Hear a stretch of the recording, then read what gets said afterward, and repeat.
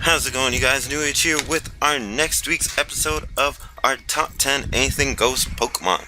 So this week we're doing our, as usual, more simple, classic, all that good stuff, top 10. And we are checking out my personal top 10 water type Pokemon. So I decided to go with water just because actually my favorite Pokemon in the whole widest world is a water type Pokemon. So that's going to be number one, and I figured, hey, that's going to be a great way to start off my types. I mean, the only other top 10 types I've done so far are my steel types. You can check that out if you haven't seen it already too, in top 10 playlist. And other than that, gonna go with the water types next. Had to do it. So, starting things off with number 10. So number 10 we're going to be starting with is going to be Whalreen. Now, Whalreen, Pokemon been around since 3rd gen, and gotta admit, back in 3rd gen it looked really cool.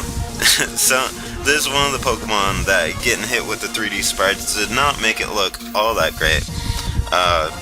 Just because I think normally its sprite was like standing up really tall and like roaring and looks super scary and big, and this one, it's kind of like Exploud, you know, how it looks so much better with its mouth open, and now the 3D sprites, it's like standing there with its mouth all closed, and something about it just doesn't feel right.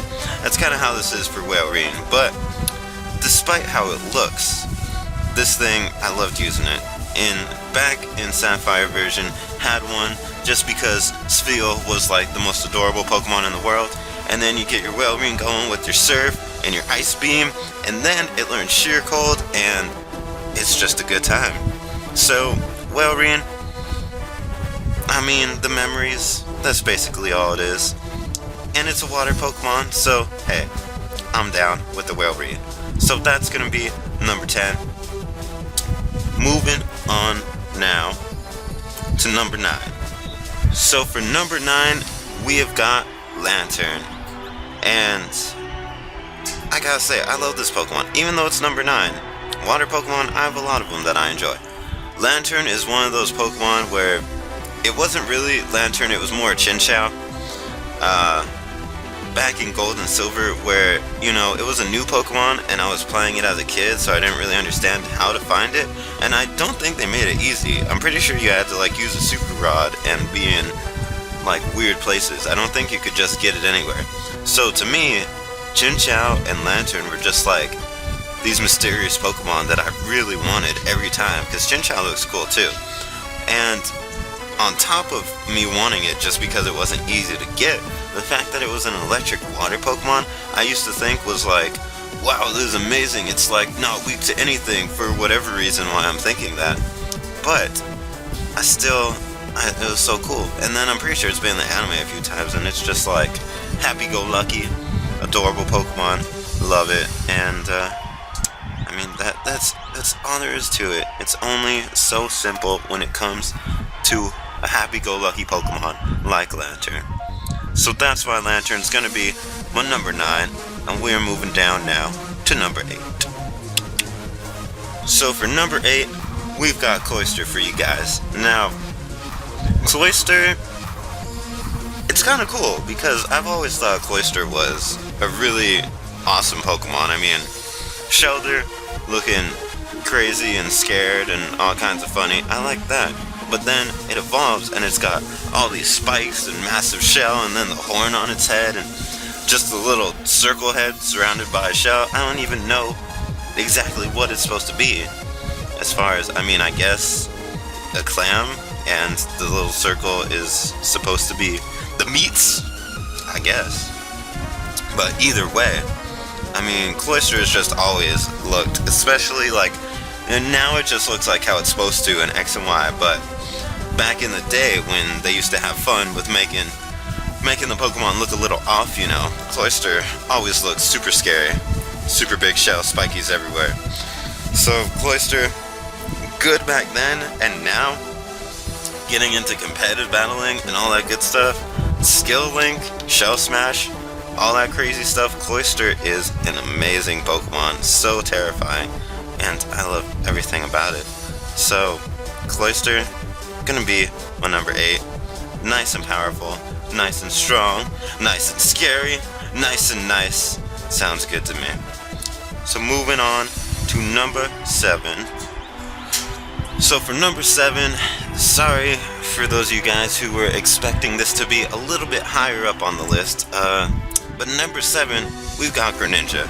Now, Greninja, honestly, I'm not a crazy fan of Greninja, but I do like it. It's slowly been making its way to the water Pokemon that I do enjoy a lot more. I mean, I love the concept and all that.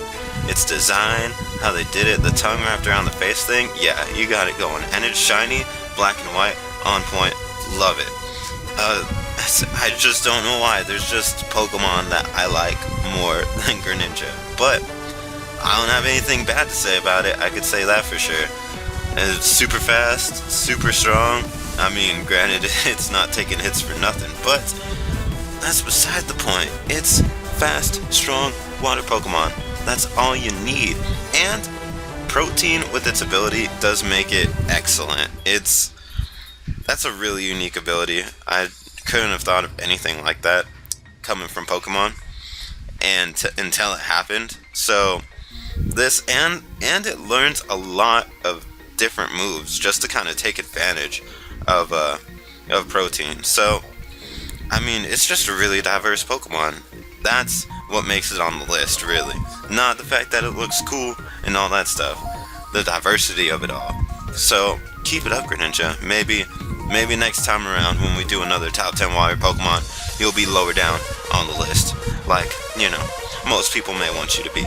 But until then, that's gonna be my number 7.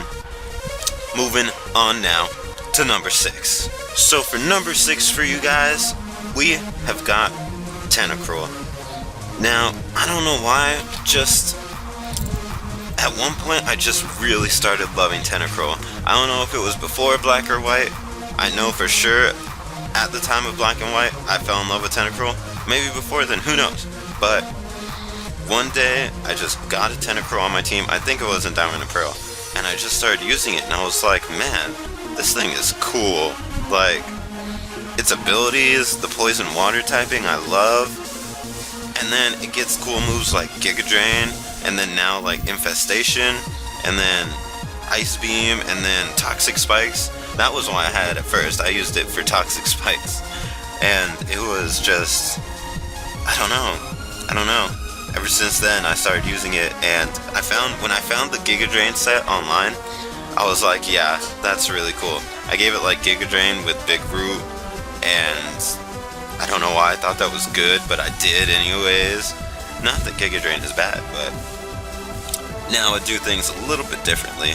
But that's okay, because I still got a Tentacruel, still going strong in my heart, and I'm still using it like I would any other Pokemon that I love using, basically. So that's gonna be the number 6. Moving on now to number 5. So for number 5, we've got the oh so mighty, oh so powerful, oh so full of jaw strength, Feraligatr. Now, I don't know anyone who doesn't like Feraligatr. I'm sorry, but Feraligatr is just one of those Pokemon. For me, when I was a kid, playing through Gold and Silver version, chose Cyndaquil because back in the day when you were a little kid, everyone chooses a Fire-type Pokemon no matter what. I don't know what it is about them. It's just what happens. So, of course, I chose Cyndaquil. Not that I'm hating on Typhlosion. I love Typhlosion. But you come around, battling your rival, got this little alligator Pokemon, you're like, oh, that's adorable. Totodile is adorable. No one can say it's not. And then, as you're going on, rival getting stronger, his starter evolving more, then finally come to battle him, and he's got just this terrifying monster of an alligator Pokemon. And Feraligatr is just that. So amazing. So much with it. For one, it needs to have its ability. Gotta say that. Sheer Force Feraligatr its hidden ability would be pretty damn awesome. You get the Crunch, you get the Ice Beam, call it a day. Then you get the Aqua Jet boost, or not even a boost from Aqua Jet, but you have Aqua Jet for the priority. I already got the set ready on mine. All we need now is that hidden ability. And come the time of Mega Feraligatr, however long away that is, I can only imagine how great this is gonna look. It is such a fantastic Pokemon already. I couldn't even imagine how they make it look better.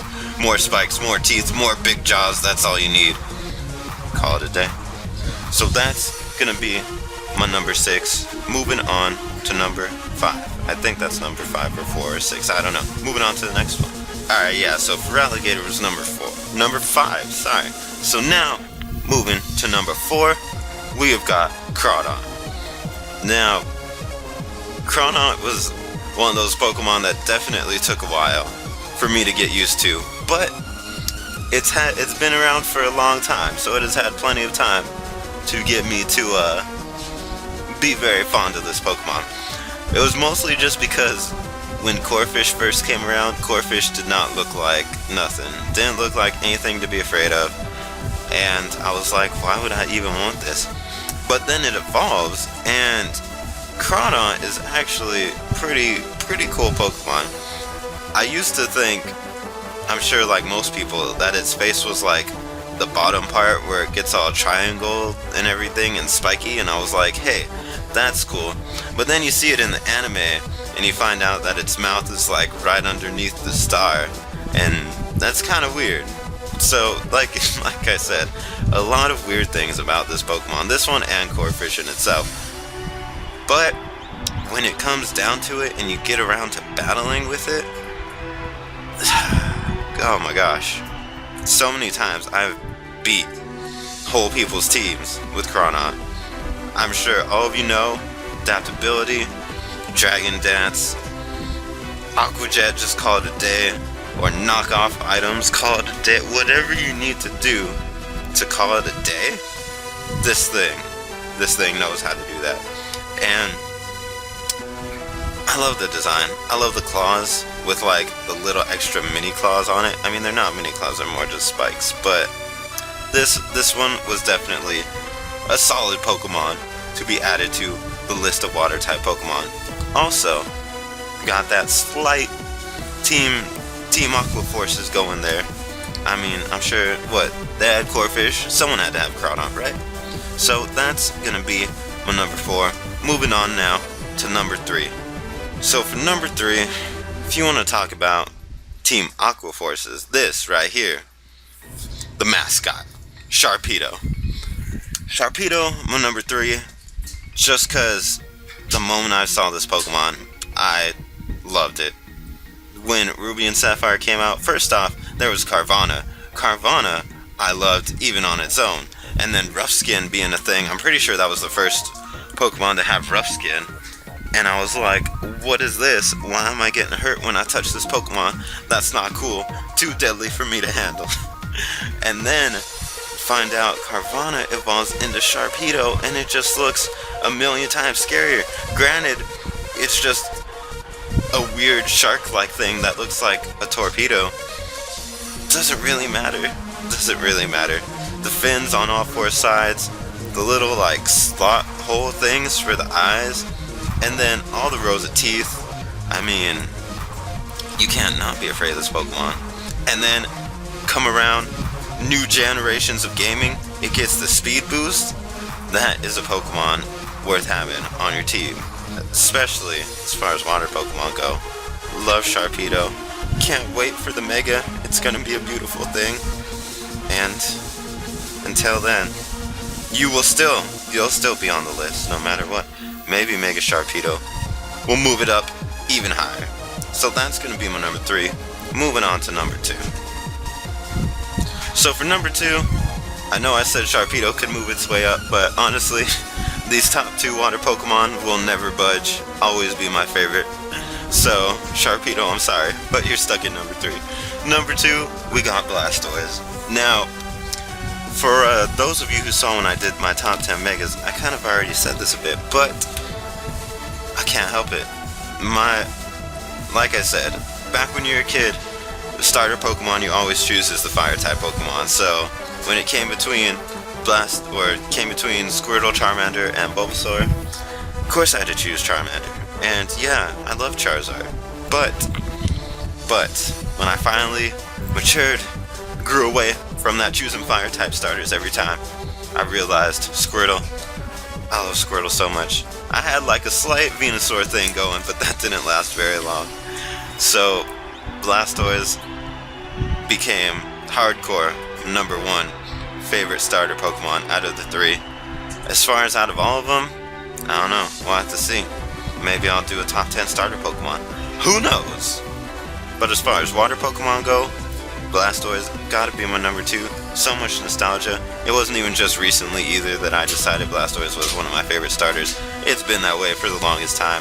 First one I tried to do was a physical Blastoise with like Ice Punch and Earthquake, and I think Waterfall. I don't know what his 4th move was, but I still loved it regardless.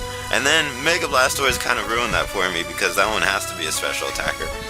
But at the same time, I don't care, because I'll use Mega Blastoise as a special attacker all day long. So that is going to be my number 2. And finally, last but not least, moving on to my number 1 water type Pokemon. So for number 1, like I said, my favorite Pokemon of all time, not just even my favorite water type Pokemon, is going to be the one, the only, Kingdra. Now Kingdra, okay, this is when it all started. There was Gold and Silver, for sure. I never even cared about Horsey and Seadra back in Red and Blue version, but they made a movie. The movie with Entei and all the unknowns. I think that was like the 3rd Pokemon movie they ever made. And there was like this girl who could like make stuff just manifest out of her imagination and everything. And she battled Misty, I think. And she was like, hey, I want a Kingdra. Made this Pokeball appear out of nowhere in her hand. Tossed it out. They were like underwater. And there it was, Kingdra. Got to see it all animated in combat for the first time ever. And been in love with that Pokemon ever since then. Unfortunately, I was never even able to have a Kingdra up until I think Heart Gold and Soul Silver. Just because you had to trade it to evolve, and trading was a much more difficult task back in the day than it is now. So now I always have a Kingdra. I think Heart Gold Soul Silver was the first time I got to actually have a Kingdra, and having it walk around with you and all that good stuff. I don't care that it was out of the water, it was walking around with me everywhere. And all the cool moves it gets with the Scald and the Flash Cannon and the Draco Meteor and its abilities with Sniper and the Scope Lens. I don't care how good or bad anyone says it is. I love this Pokemon so much. And always gonna be. I mean, I have to say, it's like I said, that was like the 3rd Pokemon movie that ever came out. And that was like a million years ago. And it's still been my favorite Pokemon that whole time. So after like 4 more generations of Pokemon, there still hasn't been a Pokemon that's come around and taking Kingdra's place. So it will always remain my number 1 favorite Pokemon. So that's gonna be my top 10 water Pokemon for you right there. So don't forget to leave your own top 10 down below. Let me know what you think, and go ahead and leave a like if you enjoyed this video. You can also subscribe to my channel NewAgeSteel, where I upload multiple videos every single day, and follow me on Instagram and Twitter, where I post first-hand information on when I upload videos to the channel. So until then, I'm NewAgeSteel, keep on watching, and I'll see you guys next time.